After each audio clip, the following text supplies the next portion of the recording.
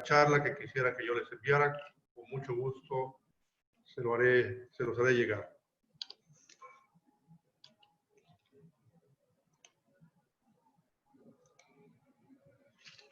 ¿Qué es lo que manejamos como riesgo residual? Bueno, el riesgo cardiovascular es las posibilidades que una persona tiene de un evento cardiovascular en cierto tiempo. Se puede calcular a 5 años, a 10 años o riesgo de por vida. Y habitualmente se hace basado en los factores de riesgo individuales de cada persona. La idea del manejo de los factores de riesgo y de las enfermedades cardiovasculares con medicamentos, pues es precisamente reducir los eventos cardiovasculares, no tanto bajar la presión o bajar los lípidos o regular la glicemia, sino reducir los eventos cardiovasculares. Y esa es la idea del tratamiento para bajar el riesgo cardiovascular. Desafortunadamente, aún con el más excelente tratamiento que nosotros hagamos, hay un porcentaje de pacientes que a pesar de estar bien tratados, siguen teniendo eventos cardiovasculares. Y eso es lo que llamamos el riesgo residual. El riesgo residual, la mitad de él está dado principalmente por factores no modificables, como es la edad, el sexo, la genética, aunque hay algunos factores genéticos que actualmente sabemos que pueden modificarse o modularse cuando menos. Y luego, el tratamiento medicamentoso en términos generales puede reducir alrededor del 30% el riesgo de los pacientes. Y si nosotros optimizamos el estilo de vida, el tratamiento temprano, completo y permanente de los factores de riesgo y comorbilidades, pudiéramos reducir un poco más el riesgo residual y lo óptimo sería llegar a una reducción del 50% del riesgo cardiovascular. Decía yo que algunos factores genéticos pueden ser modificables. Eso es lo que conocemos como epigenética. El epigenoma es el link entre el genoma, el medio ambiente y fenotipo de salud y enfermedad. Los factores ambientales y el estilo de vida, como son las toxinas, la dieta, el estrés, el ejercicio, tabaco, alcohol, drogas, patógenos y otros, a través de diversas señalizaciones, principalmente, probablemente a través de los microRNA, que son RNA no codificantes, que se encuentran circulando en el organismo y cuya función es modificar el RNA mensajero para diferentes funciones, a través de metilación, modificación de histonas o remodelación de cromatina, puede producir cambios en el fenotipo, de tal forma que aún teniendo un genes negativos para enfermedad cardiovascular, modificando algunos de estos factores, puede ser que se module favorablemente la respuesta inmunológica, la susceptibilidad a la enfermedad, la respuesta al estrés, metabolismo de lípidos y la longevidad de la persona. El ejemplo más sencillo y claro para entender esto es aquellas personas que tienen el gen de la diabetes. Aunque tengan el gen para resistencia a la insulina, si la persona a través de su vida lleva una dieta adecuada, se mantiene en peso, hace ejercicio, pues es posible que el gen, aunque esté presente, nunca se exprese y la persona nunca tenga diabetes o esta aparezca en etapas tardías. De tal forma que, aún teniendo factores genéticos negativos, tenemos forma de poder modificar esta modulación y la expresión, el fenotipo del gen. ¿Cuáles son los factores de riesgo más importantes en relación con la enfermedad cardiovascular? Este estudio que les presento aquí se llama estudio INTERHEART. Es un estudio que se hizo evaluando los factores de riesgo en personas que ingresaban con un infarto de miocardio a un hospital. Se incluyó población de todo el mundo, entre ellos una gran población latinoamericana, incluso de México. Y se evaluaron estos factores que aquí se señalan: el consumo de alcohol, el ejercicio, el consumo de vegetales, el estrés psicosocial, la obesidad, la hipertensión, la diabetes, el tabaquismo y la concentración de ApoB manifestada básicamente por el LDL y la concentración de ApoA1 manifestada básicamente por el HDL. Lo que se pudo ver en este estudio es que el 50% del riesgo atribuible a estos pacientes se ubicó en la concentración de LDL y de HDL. por lo que se consideró que el mayor riesgo modificable cardiovascular para infarto del miocardio es precisamente la dislipidemia. Algo importante cuando hablamos de factores de riesgo y que tiene que ver mucho con el riesgo residual es la suma de factores de riesgo. Aquí en esta gráfica, que es del estudio Framingham, vemos las concentraciones de colesterol de una población y vemos cuál es su riesgo sin otros factores de riesgo. O sea, es evidente que los niveles de colesterol son el factor aislado más importante para enfermedad arteriosclerosa, es decir, para infarto del miocardio. Sin embargo, en medida que se agregan otros factores como la hipertensión, la hiperglicemia, el tabaquismo y el HDL bajo, la posibilidad de eventos se incrementa incluso en niveles muy bajos de colesterol. De tal forma que parte del riesgo residual de las personas cuando son tratadas por dislipidemia es que no tratamos adecuadamente y con la energía suficiente todos los factores de riesgo. Entonces, un primer punto para bajar el riesgo residual es, sí, tratar la dislipidemia, pero simultáneamente tratar todos los factores de riesgo en forma intensa y de por vida y atacado prematuramente. ¿Qué tan frecuentes son las dislipidemias en México? Este es el estudio de la Encuesta Nacional de Salud, el último que tenemos datos, porque las últimas encuestas no se procesaron las muestras para glucosa y lípidos, aunque se tomaron, no hubo dinero. Pero vean ustedes cómo la concentración de LDL, incluso una cifra actualmente considerada alta, como serían 130 miligramos, el 46% de la población mayor de 20 años en México ya tiene dislipidemia. Otro 43% tiene triglicéridos altos y el 60% tiene HDL bajo. El 33% otros factores importantes que se relacionan con dislipidemia, como es la elevación de glucosa y la obesidad. Básicamente con lo que conocemos como dislipidemia heterogénica, que es HDL bajo y triglicéridos elevados. Podemos decir que alrededor del 70% de la población en México padece algún tipo de dislipidemia y debería ser sujeto a tratamiento, lo cual no es.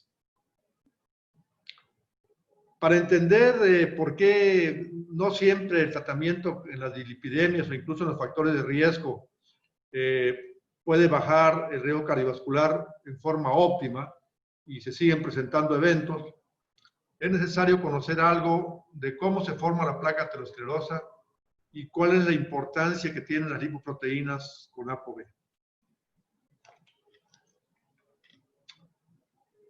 Las lipoproteínas, como ustedes saben, es la forma en que el colesterol y los triglicéridos viajan por el organismo y son cedidos a otras células, a otros órganos para sus funciones. El colesterol es indispensable para la función de las células. Todas las células en sí producen y aceptan colesterol de las lipoproteínas. Y los triglicéridos también son indispensables para funciones energéticas principalmente. Las lipoproteínas se clasifican según su tamaño. Mientras más cantidad de triglicéridos tienen, son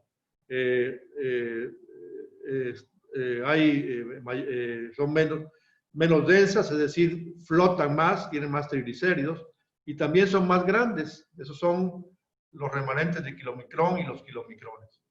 Conforme las lipoproteínas van cediendo entre sí colesterol, triglicéridos y algunas apoproteínas, las moléculas se hacen cada vez más pequeñas, hasta las LDL pequeñas y densas y la lipoproteína A, que son una forma de LDL más pequeñas que las demás. Todas esas lipoproteínas que ven aquí son lipoproteínas que tienen ApoB. Eso es muy importante porque la ApoB es el elemento esencial para la respuesta inmunológica en el subendotelio y el inicio de la formación de la placa aterosclerosa. Para saber o calcular la cantidad de lipoproteínas aterogénicas, no basta el LDL, que es una pequeña porción, sino que hay que calcular lo que se llama colesterol no HDL. Es decir, al colesterol total, quitar el HDL, y lo que resulta corresponde a todas estas lipoproteínas que se consideran aterogénicas. Entonces, muchas veces el cálculo del colesterol no HDL es más preciso y nos ayuda más para decidir la intensidad del tratamiento. Las lipoproteínas HDL, básicamente, que son las que tienen menor tamaño y menor densidad, son básicamente, su función es, tienen muchas funciones, pero básicamente es inhibir la oxidación de las lipoproteínas aterogénicas y también intervenir en el transporte reverso del colesterol. Es decir, toman colesterol de las células, de los macrófagos y de las células, y lo pueden revertir y llevar al hígado nuevamente para ser metabolizado y ser eliminado a través de la bilis. Entonces, una buena funcionalidad de HDL ayuda a que la formación de las placas se disminuya. Es muy importante entender que no nada más es el colesterol lo que interviene en la formación de la placa. Es muy importante lo que es la inmunidad innata y adquirida. Si bien el mecanismo de formación de la placa se inicia con las moléculas de LDL con ApoB o en general lipoproteínas con ApoB, la respuesta inmunológica es muy importante. Este proceso se produce a través de toda la vida, lentamente, y tiene situaciones de reversión y de exacerbación. Básicamente el mecanismo se desencadena para tratar de limpiar el subendotelio de moléculas de LDL oxidadas. Y eso se logra en cierta medida en función de la capacidad inmunológica de cada persona. Las LDL, cuando penetran en el subendotelio, de acuerdo a la cantidad de ellas y el entorno en que se encuentren, se oxidan, se modifican y pueden quedar atrapadas. Normalmente las moléculas entran y salen libremente si hay una buena función endotelial. Pero en esas circunstancias, como le digo, dependiendo de la cantidad de LDL y del entorno, se modifican químicamente y se le llama LDL oxidadas. Al ser modificadas químicamente, secretan citoquinas que mandan mensajes a otras células, principalmente las células endoteliales, para producir otras citoquinas que tienen como función atraer neutrófilos, monocitos y linfocitos al espacio subendotelial. Todo esto con el fin de tratar de eliminar estas moléculas de LDL que se consideran como un cuerpo extraño. Los monocitos, al activarse por las LDL oxidadas, tienen receptores que las capturan y al capturarlas el monocito, el macrófago se activa y a su vez secreta una gran cantidad de sustancias que tienen como fin también destruir las LDL oxidadas, activar las células de músculo liso para que le ayuden a engullir estas mismas moléculas de LDL y en cierta forma pueden el macrófago sufrir apoptosis y destruirse y disminuir la cantidad de LDL oxidadas. Con el tiempo y la magnitud de esta reacción, esas macrófagos se transforman en lo que se conoce como células espumosas. Esta primera porción del ingreso de monocitos y formación de macrófagos es lo que se conoce como inmunidad innata y es un mecanismo que se produce como respuesta a cualquier invasión de órganos en el organismo, bacterias o cualquier cuerpo extraño. No es exclusivo de la aterosclerosis. El macrófago, cuando se conforma en célula espumosa, destruye las LDL y va formando gotas de lípido en su interior que se le da aspecto de célula espumosa. Y forma con la ApoB un complejo que se llama complejo mayor de isocompatibilidad, que se une a los linfocitos T, especialmente a los T helper CD4. Este linfocito unido con el complejo mayor de isocompatibilidad forma un antígeno. El linfocito T viaja a los linfáticos y ahí hace que se multiplique la formación de más células T, se diferencien las células T que tienen diversas funciones en inmunología que no vamos a mencionar ahora por falta de tiempo, y también activa los linfocitos B, que son encargados de formar anticuerpos.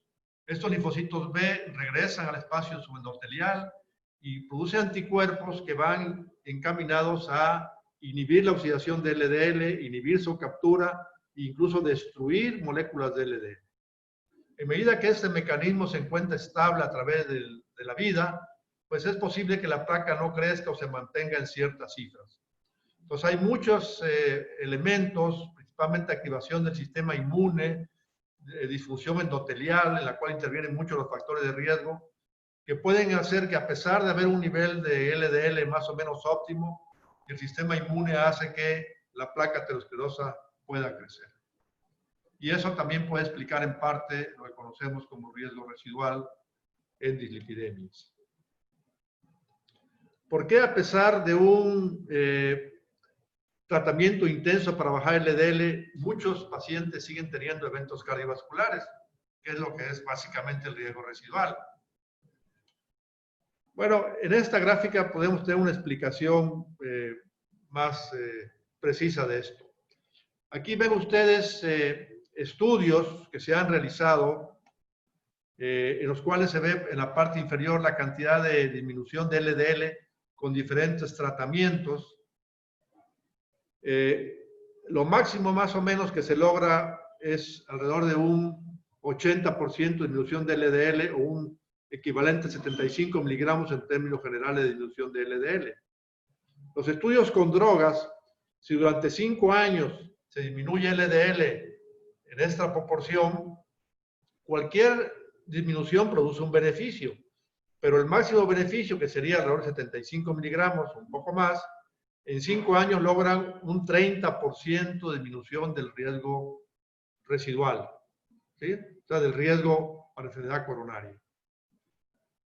Si nosotros vemos estudios prospectivos de cohorte, en el cual se siguen 12 años, el beneficio se obtiene en alrededor del 50%, o sea, mayor. Y si vemos en la gráfica de arriba, aquellas personas que es un estudio de la aleatorización mendeliana, en el cual personas que tienen colesterol LDL menor que la población donde son estudiadas por variaciones genéticas, mientras el nivel de LDL es menor y a través de la vida, pues puede llegar hasta un 90% de disminución del riesgo del paciente. Entonces, como ven, una parte del riesgo residual depende de que el tratamiento pues, sea intensivo, pero también que se prolongue a través de toda la vida. Si nosotros mantenemos nada más 5 años ese tratamiento, que es lo que habitualmente pasa, actuamos cuando el paciente ya tuvo un evento cardiovascular, pues nunca vamos a poder tener un beneficio como si el tratamiento se hubiera iniciado en las etapas en que el paciente no tiene ningún evento cardiovascular y no tiene aparentemente muchos factores de riesgo.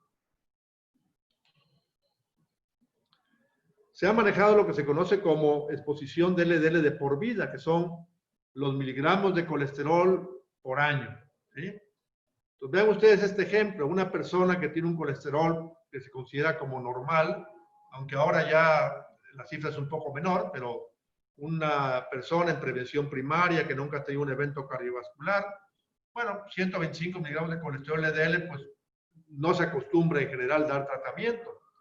Pero miren, esta persona puede cursar durante 40 años pues, sin ningún evento cardiovascular, sin incrementar su riesgo. Sin embargo, a través de esta edad, la carga de colesterol va haciendo que la placa comience a crecer y su riesgo comienza a incrementarse.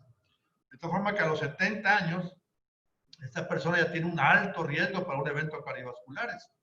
Cuando una persona que a lo mejor tuviera 100 de LDL o menos de 100 de LDL, podría llegar a este nivel alrededor de los 90 años o más. Entonces, la exposición de LDL de por vida es otro factor que se ha manejado recientemente y que poco es contemplado cuando nosotros decidimos tratar a los pacientes. Otro problema de explicar por qué el tratamiento de los pacientes no siempre logra el máximo beneficio es el nivel que se alcanza con el tratamiento aún usando estatinas potentes. Hace algunos años las guías americanas propusieron que simplemente se le diera al paciente de alto riesgo una estatina potente y ya, se olvidaban del paciente. Pero ¿qué es lo que sucede? Bueno, vemos que los pacientes, a pesar de tener una estatina potente, ¿qué es una estatina potente? Bueno, es atorvastatina 40, 80 miligramos o rosuvastatina 20 o 40 miligramos. Y aquí se analizan 60.600 pacientes de estudios en prevención secundaria y primaria de alto riesgo, que es el Júpiter, el cual, a pesar de estar tomando estas dosis de estatinas muy altas, el 40% tenían un LDL arriba de 70, o sea, no llegaban a una meta bajo de 70. Es decir, que el 40% de los pacientes que tienen una estatina potente, para poder llegar a metas adecuadas, tiene uno que agregar otro medicamento para poder hacerlo, ¿verdad? Que esto en principio es ezetimiba y si no es suficiente, un inhibidor de PCSK9.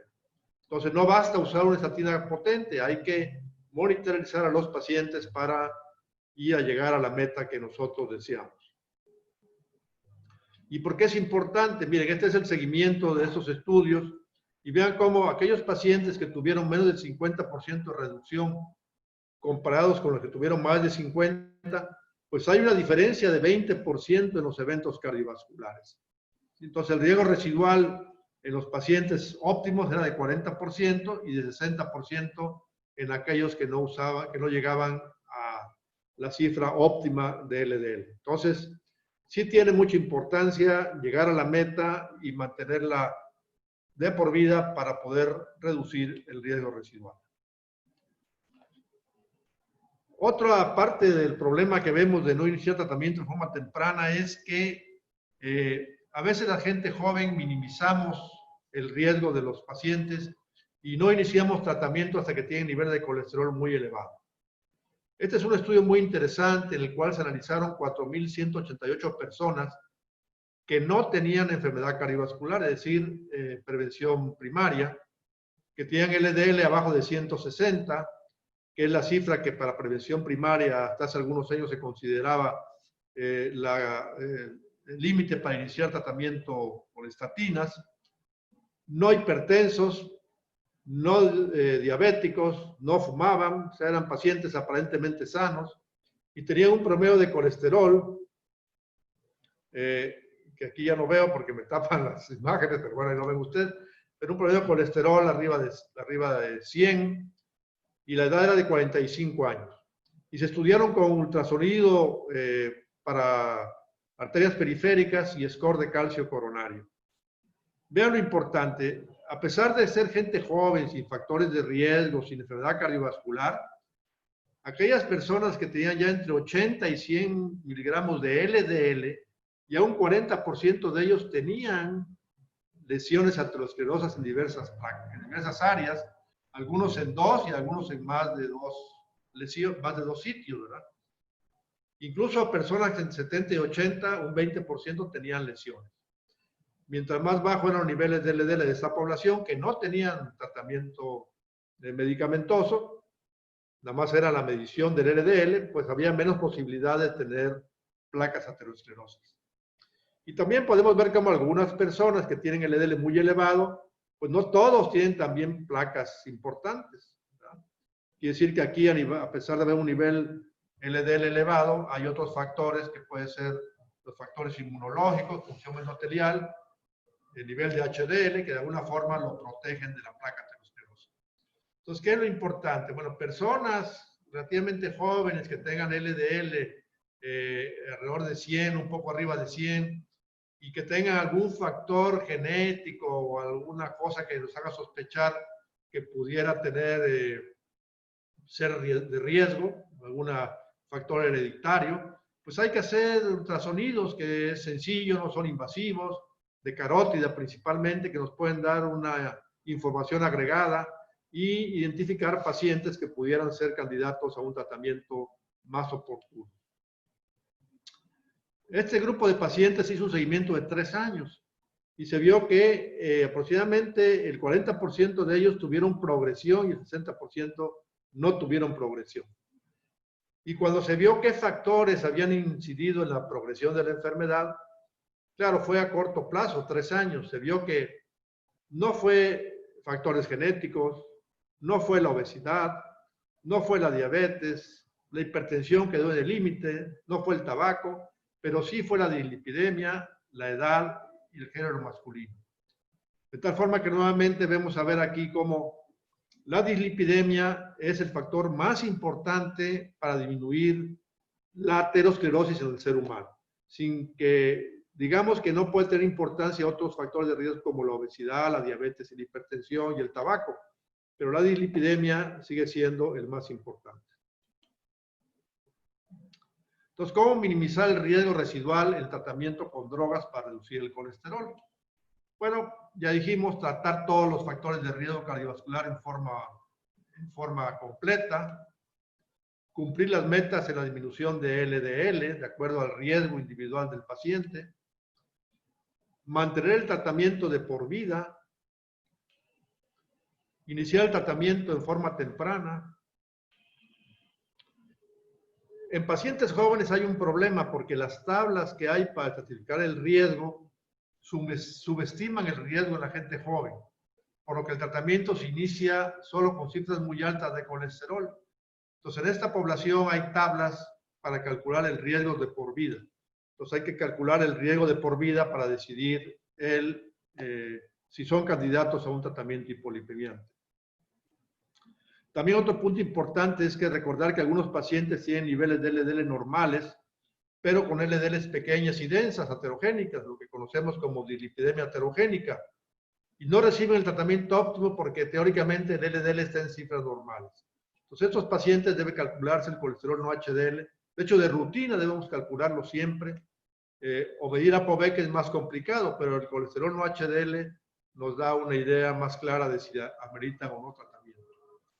Actualmente se están introduciendo en México algunos, que ahorita con la pandemia se suspendió esta introducción de este método, que es medir con resonancia magnética las partículas de lípidos, con lo cual podemos medir con mucha precisión las micropartículas de LDL y tener una idea más adecuada del riesgo del paciente aún en niveles normales de LDL. Estas son las guías que el American Heart y American College han emitido ya revisadas en la última revisión de 2019, que recomiendan para el tratamiento de las dislipidemias. Ellos dicen que los pacientes mayores de 20 años que tienen enfermedad cardiovascular establecida, en todos ellos deben usarse estatinas potentes para reducir el colesterol LDL en más del 50% y menos de 70 miligramos por decilitro. Y si el paciente tiene muy alto riesgo, que ya tuvo un evento reciente, pues el nivel debe ser abajo de 55 miligramos. Dicen que en prevención primaria, en las personas mayores de 20 años, si el LDL es mayor de 120, que corresponden principalmente a hipercolesterolemia familiar, todos deben recibir tratamiento con estatinas potentes para reducir más del 50% de LDL. Y en aquellas personas que tienen LDL arriba de 160, ya lo redujeron un poco, pero que por alguna razón se ve que tienen alto riesgo, porque tienen otros factores de riesgo, factores hereditarios, pues debe de considerarse también usar estatinas y bajar a menos de 100 miligramos el nivel de LDL.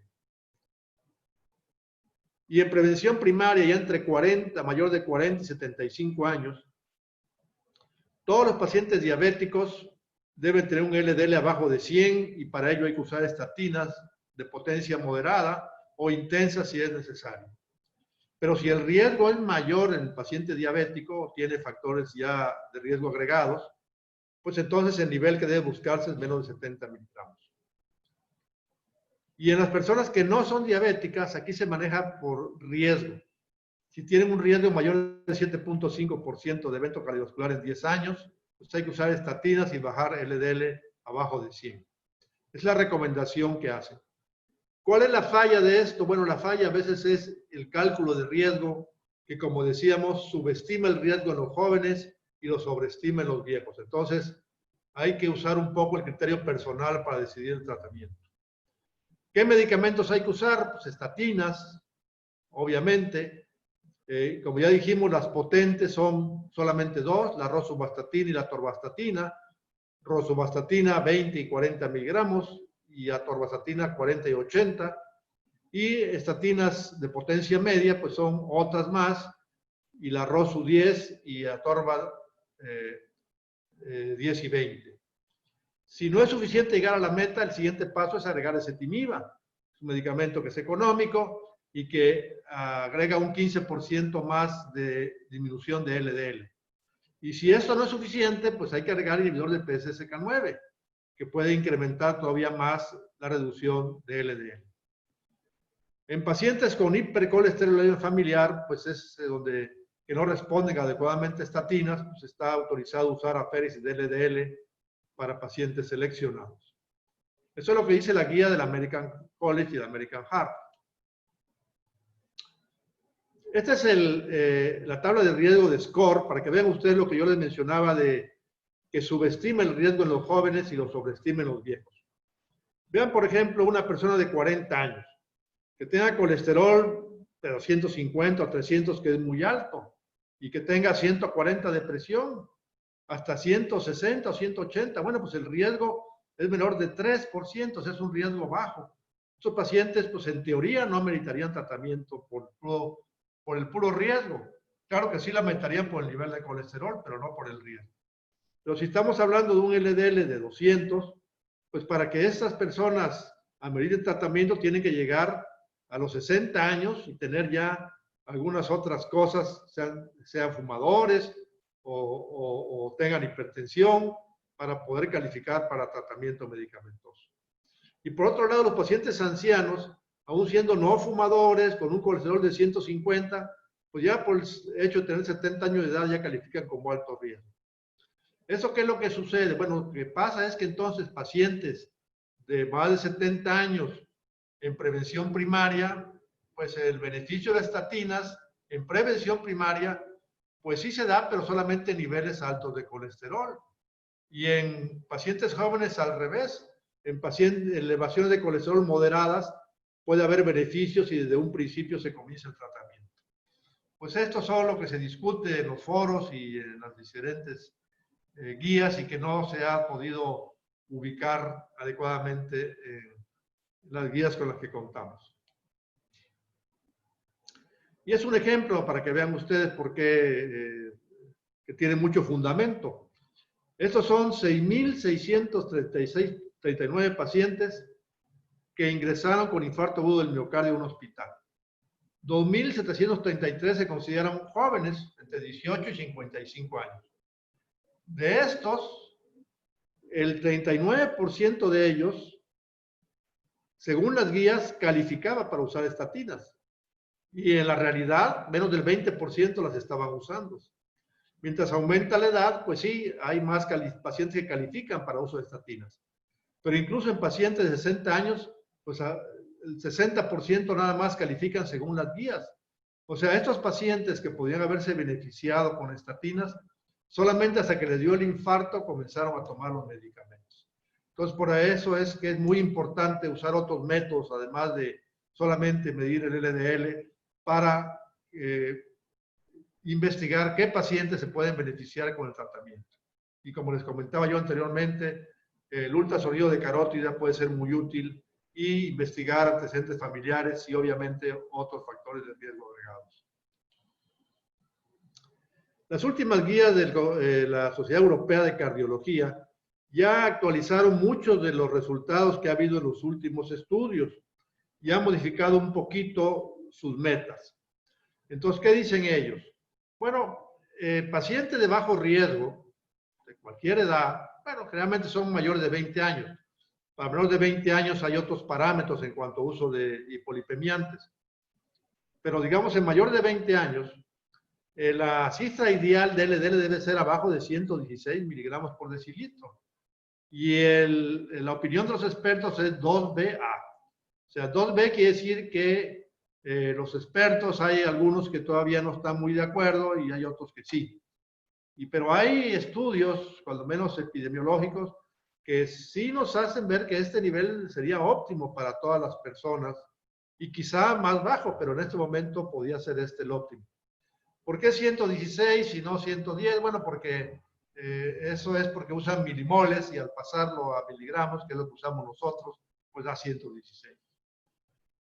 Si el riesgo es moderado, como son diabéticos sin ningún otro factor de riesgo, el nivel debe ser 100, que ese ya es el que conocemos y aparejado con las guías americanas. El nivel de evidencia es 2A, quiere decir que la mayor parte de los expertos está de acuerdo, y los estudios A quiere decir que hay muchísimos estudios que avalan esta opinión. El nivel alto, que es un score de 5 a 10, o cuando hay factores de riesgo muy elevado, o hipercolesterolemia familiar sin factores de riesgo, o diabetes de larga duración con factores de riesgo, o insuficiencia renal crónica con depuración de creatinina entre 30 y 60 mililitros, menos de 70. El nivel de evidencia es 1, quiere decir que nadie está en contra, y ya que los estudios son lo más óptimo, doble ciego, controlados para avalar esta evidencia. Y los de muy alto riesgo, que son pacientes con enfermedad aterosclerosa evidente, con un score mayor de 10% de riesgo, que tienen hipercolesterolemia familiar con factores de riesgo, insuficiencia renal con disminución de la filtración glomerular menos de 30, diabetes con daño orgánico, diabetes tipo 1 de más de 20 años, menos de 55, igual 1A el nivel de evidencia. Y luego agregaron esto, que son pacientes que después de tener un evento cardiovascular, en los 2 siguientes años presentan un nuevo evento, a pesar de estar tomando estatinas. ¿Sí? Lo que sería riesgo residual para estos pacientes. Bueno, ellos sugieren que el nivel de LDL debe ser menos de 40 miligramos. Aquí el nivel de evidencia es 2B, o sea, hay expertos que todavía no están de acuerdo, y el nivel es B. Hay estudios, pero no todavía suficientes, doble ciego, controlados a largo plazo para afirmar. Pero la tendencia actual es precisamente llegar a estas cifras de nivel de LDL. ¿Cuál es la importancia de los triglicéridos? Bueno, a veces se ha dicho que los triglicéridos pueden ser importantes en cuanto a el riesgo residual. Y bueno, sí tienen importancia, pero en medida que el HDL baja. En medida que el HDL baja, los triglicéridos suben, pues la cantidad de lipoproteínas heterogénicas aumenta. Entonces los triglicéridos por sí solos no son factor de riesgo, sino lo son en medida que el HDL está bajo. Y desafortunadamente, ningún medicamento para subir el HDL ha resultado efectivo para reducir eventos cardiovasculares, y los medicamentos que solamente se usan para bajar triglicéridos tampoco han resultado efectivos. Aquí vemos por qué lo de la dislipidemia heterogénea, que son partículas LDL pequeñas y densas. Vemos que a un mismo nivel de LDL, la cantidad de partículas pequeñas en aquellos que tienen LDL pequeñas y densas son mucho mayores partículas que los que tienen partículas más grandes. Entonces, al final del día, la cantidad de ApoB que hay es mucho mayor y las partículas son mucho mayores, y por tanto hay más riesgo de que haya reacción inmunológica y se forme la placa aterosclerosa. Luego recordar que hay muchas enfermedades que pueden producir hipertriglicemia secundaria, y lo que hay que tratar pues, es la enfermedad, no la de hipertrigliceridemia, como la enfermedad, insuficiencia renal, hiperglicemia, obesidad, el consumo de alcohol, diversos medicamentos, hipotiroidismo, embarazo y tratamiento por el HIV. Recientemente se publicó un estudio que nos dio algo de esperanza en cuanto a que el tratar los triglicéridos podría producir beneficios. Este es un estudio en el cual se administraron 4 diarios de ácido eicosapentoico. El eicosapentoico es un omega 3, pero es uno de los componentes del aceite marino. No todos los aceites del marino son eicosapentoico. Aquí se usó aceite eicosapentoico purificado a altas dosis, 4 gramos, y se cogieron pacientes de alto riesgo que estaban tratados con estatina, un LDL entre 40 y 100 y triglicéridos elevados, una media de 216.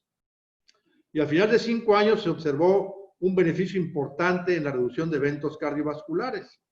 Sin embargo, esta reducción no se dio o no está relacionado con el nivel de triglicéridos, que nada más se redujo alrededor del 15%. LDL 6% y HDL aumentó un poquito.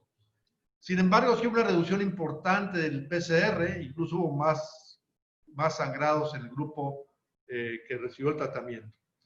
Lo que pasa es que los omega 3 y especialmente el icosapentaenoico pentoico tiene otras funciones sobre la función endotelial, un efecto antiinflamatorio muy impotente, tiene efecto también sobre la coagulación, modifica los leucotrienos y el tromboxano, y probablemente el beneficio sea diferente al efecto sobre los lípidos, por lo que baja el riesgo cardiovascular. Pero es una terapia que actualmente en el futuro se va a utilizar.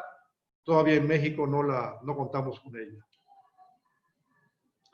Entonces, la guía europea para el tratamiento de los pacientes con hipertrigliceridemia marcan que las estatinas es el tratamiento de elección en los pacientes que tienen triglicéridos elevados.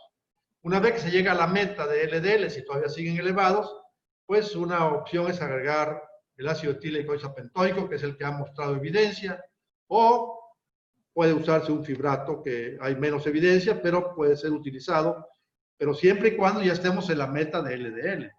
Antes de eso, pues no. Ahora, ¿cómo llegar a metas muy bajas? Bueno, pues sí, ya saben que hay una relación entre la cantidad de disminución del LDL con el riesgo cardiovascular. Y hay una relación entre la cantidad de placa lipídica y el volumen de la placa con la disminución del porcentaje del LDL. Eso hay múltiples estudios. Y los medicamentos con los que contamos, pues actualmente son muy potentes y definitivamente podemos bajar el colesterol hasta más de un 80%, ¿verdad? Una estatina moderada lo baja un 30%. Los primeros estudios que se hicieron con estatinas que indicaron el uso en enfermedad cardiovascular fueron con dosis moderadas, estatinas moderadas que bajaban tan solo un 30% y mostraron reducción de eventos. Estatinas potentes que ya mencionamos, atorvastatina y rosuvastatina, bajan hasta un 50%. Si a una estatina potente se le agrega ezetimiba, se baja un 65%. Si a la estatina potente lo que hacemos es agregar el inhibidor de PCSK9, se baja un 75%. Y si a la estatina más ezetimiba agregamos un inhibidor de PCSK9, baja un 85%. Entonces, como ven, tenemos suficientes medicamentos para reducir adecuadamente los niveles de LDL. Este es un estudio importante porque nos avala lo que estamos mencionando. Este estudio se hizo para valorar si los pacientes de alto riesgo tenían cifras de LDL adecuadas, el usar ezetimiba agregado a una estatina lograba reducir los eventos cardiovasculares. Se siguió durante 5 años, el nivel de colesterol LDL de los pacientes estaba entre 50 y 100 miligramos si recibían una estatina, y entre 50 y 125 si no lo recibían al entrar al estudio. Y se comparó en un grupo simvastatina sola y en el otro simvastatina más ezetimiba. En el grupo de simvastatina solo se bajó a 69 miligramos el LDL, o sea, un poquito abajo de 70, que es la meta que se pedía en ese momento. Y al combinarlo se bajó a 53, es decir, abajo de 55. 15 miligramos con una reducción de 23%. Y hubo una reducción de eventos, una reducción que equivale a tratar 50 pacientes para evitar un evento en 5 años. O sea, pacientes a pesar de tener muy alto riesgo y tener nivel de colesterol LDL abajo de 70, el bajarlos a menos de 55 todavía hubo un beneficio. Y si comparamos con otros estudios recientemente publicados con inhibidor de PCSK9, el Fourier y el Odyssey, en que se bajó el 54 en el Improved que les mencioné, a 30 en el Fourier y al 53 en el Odyssey. En todos ellos, el beneficio de pacientes a tratar para evitar un evento fue alrededor de 50, aunque estos estudios tuvieron la mitad de años que el Improved, ¿verdad? Y se bajó el LDL un poco menor. Entonces, como vemos, bajar el LDL a estas cifras en pacientes de muy alto riesgo, pues es redituable y es la razón de las modificaciones de las nuevas vías. Y como conclusiones, podemos decir que la aterosclerosis es un proceso evolutivo en el ser humano que no tiene cura, por lo que siempre los tratamientos dejan un determinado riesgo residual. En el caso del tratamiento de las dislipidemias para disminuir los eventos cardiovasculares, el riesgo residual se reduce si se inicia el tratamiento de forma temprana antes de que se presenten signos de la enfermedad, acompañado de un estilo de vida sano. Se mantiene el tratamiento en forma óptima toda la vida. Se tratan simultáneamente en forma adecuada todos los factores de riesgo. Las metas óptimas recomendadas para las personas sin factores de riesgo mantienen un nivel de LDL menor de 116 y según el riesgo aumenta pueden llegarse a cifras menores de 40. Los medicamentos recomendados son iniciar la dosis adecuada de estatina, si no es suficiente agregar ezetimiba y si no es suficiente agregar inhibidor del PCSK9. Y bueno, muchas gracias. Me prolongué un poquito del tiempo que tenía, pero espero haya sido completa la información. Le paso el micrófono al doctor Alejandro. Al contrario, doctor, muchas gracias. Una excelente revisión del tema de dislipidemias como tal y luego del tratamiento y sobre todo algo que me gustaría a mí subrayar que usted comentó es precisamente el tiempo de la terapia. Es bastante común que nos pregunten, bueno, ¿y cuántas cajas me voy a tomar, no? O a veces llega el paciente y, oiga, está tomando su estatina. Ah, sí, ya me acabé la caja. No, no era la caja, hay que continuarlo porque es una enfermedad crónica y como tal debe recibir su tratamiento en muchas ocasiones de por vida. Hay algunas preguntas que ya están haciendo llegar. Ponen aquí, si no se cuenta con ApoB sérica, ¿se puede utilizar el colesterol remanente como marcador alternativo y qué tan confiable pudiera ser esto? Bueno, lo que pasa es que tampoco se mide, si no miden ApoB, pues tampoco van a medir remanentes. Eso precisamente se puede medir mediante resonancia magnética, pero todavía en México no hay esta técnica. Y entonces lo más práctico es medir colesterol no HDL. También la relación entre triglicéridos y HDL es un parámetro que nos da una idea de las lipoproteínas aterogénicas, que también ha resultado tener mucha relación con la cantidad de ApoB. Muy bien, excelente. Doctor, ¿qué opina usted de esta práctica común de dar tratamiento sinérgico desde el principio con estatinas y fibratos cuando tenemos una hiperlipidemia mixta? Bueno, el problema es que los estudios que hay publicados con fibratos que han mostrado algún beneficio, efectivamente está unido a estatinas, no solo. Y es solamente en pacientes diabéticos de alto riesgo en que ha habido en un subgrupo, que son aquellos con dislipidemia heterogénica, que hay un cierto beneficio. Pero no hay ningún estudio en que a un paciente se le baje a las metas de LDL como debe de ser y luego se le agregue fibrato, ¿verdad? Eso no lo hay. O sea, hay de forma simultánea. Creo que el fibrato se puede utilizar si nosotros llegamos a la meta de LDL, ya sea con estatina o estatina ezetimiba, y aún permanece triglicéridos elevados, pues puede usarse un fibrato. Está permitido, pero siempre y cuando estemos en la meta de LDL. Entonces, de un principio usar los dos no es recomendable, porque además las posibilidades de efectos secundarios se incrementan, principalmente si usamos dosis altas de estatina. Y lo que ha demostrado reducción de eventos cardiovasculares son precisamente usar dosis altas de estatinas, ¿no? Entonces, yo creo que hay que dejarlo como una segunda opción. Muy bien. Preguntan también que en el caso de pacientes que tengan niveles de LDL ya en meta, por debajo de 100, pero que el colesterol HDL se encuentre bajo, aquí lo ponen como por debajo de 40, ¿cuál sería la medida adecuada para subir HDL? Bueno, el HDL medido así comúnmente como lo medidos, tiene importancia desde el punto de vista epidemiológico de poblaciones, pero no tiene importancia en forma individual porque el HDL lo que importa es la funcionalidad del HDL. Y bueno, cuando se miden partículas que medimos los diferentes HDL, el HDL2, HDL3, pues podría tener un poquito más de significado.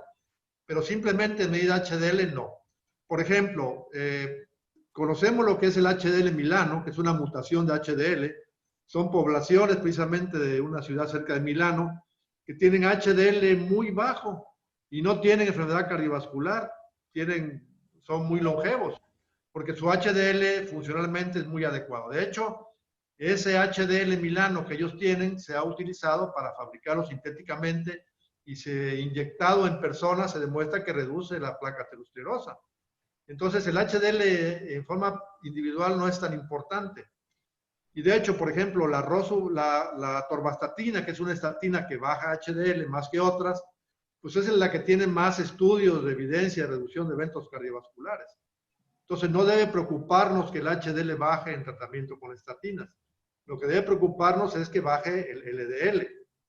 Hay estudios que demuestran cómo estudiando la funcionalidad del HDL puede darnos un mejor parámetro de riesgo, pero eso pues son estudios experimentales que no se hacen en la práctica diaria. Entonces, no le hagan caso al HDL porque además no hay forma de subirlo, solamente concéntrense en el LDL.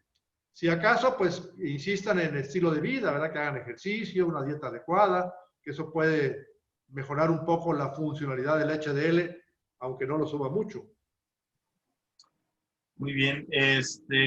Preguntan aquí también si existe alguna disminución del riesgo residual cuando se utilizan moléculas inhibidoras de la proteína transportadora de ésteres de colesterol, además de estatinas. Se usan moléculas transportadoras. Bueno, esos medicamentos que actuaban sobre el colesterol transfer proteína, en la actualidad ya no hay ningún estudio, porque todos los que se estudiaron, incluso llegó a fase 2, algunos medicamentos, e incluso en fase 3 algunos de ellos, pues mostraban que si bien subían el HDL en forma muy importante, hasta un 50%, y algunos de ellos hasta 80%, no reducían los eventos cardiovasculares, y algunos de ellos incrementaban los eventos cardiovasculares. La no reducción de eventos atribuyó a que al bloquear el colesterol transfer proteína no mejora la funcionalidad de las HDL, porque lo que aumentan son las HDL grandes, que ya están cargadas con colesterol, y no las HDL nacientes, que es ApoA1, que son las que hay que aumentar, porque son las que recogen el colesterol para el transporte reverso, ¿no? Y también se vio que por alguna razón que no se sabe exactamente aumentaba el sistema de angiotensina y producía un poquito de hipertensión. Ya en la actualidad no hay ningún medicamento de esos que se encuentre en estudio. Se abandonó esa línea de investigación. Muy bien. Y preguntan también, bueno, es algo que se ha insistido, que si a pesar de que el colesterol total se encuentre aparentemente en rangos normales, pero que el LDL está elevado, si aún así debe de iniciarse el tratamiento, y bueno, me parece que ha sido insistente que así es, ¿no? Sí, pues es que el colesterol total no es muy útil porque, pues, el HDL, la relación HDL con triglicéridos es muy importante y con LDL también. Entonces tenemos que hacer perfil de lípidos, no hay otra forma. Si no hay ninguna forma de medirlo en algún lugar que realmente no sea posible, o no, el laboratorio no tenga la capacidad de hacerlo, pues hay que buscar cifras de colesterol total que estén entre 100 y 130 miligramos, o da uno tratamiento medicamentoso. Bien. Por último, doctor, ha hablado de Rosu, de Ator, algo de Simba. ¿Qué hay? ¿Hay todavía lugar para pravastatina o pitavastatina? Bueno, la pravastatina yo creo que no, porque la pravastatina, los estudios que se hicieron inicialmente que mostraron, sí, disminución en eventos en prevención primaria, se usó pravastatina de 40 miligramos. Esa dosis nunca se usó en México. El Seguro Social siempre hubo la de 10 miligramos, que es la que utilizaban los médicos. Entonces, 40 miligramos de pravastatina, que serían 4 tabletas, pues baja alrededor del 25% del nivel de LDL. Que eso lo hace, y por decirle 5 miligramos de rosuvastatina, baja alrededor del 32% el LDL. Y igual la simvastatina, 10 miligramos baja alrededor del 30%, ¿no? O 28%. Entonces, la pravastatina no tiene lugar.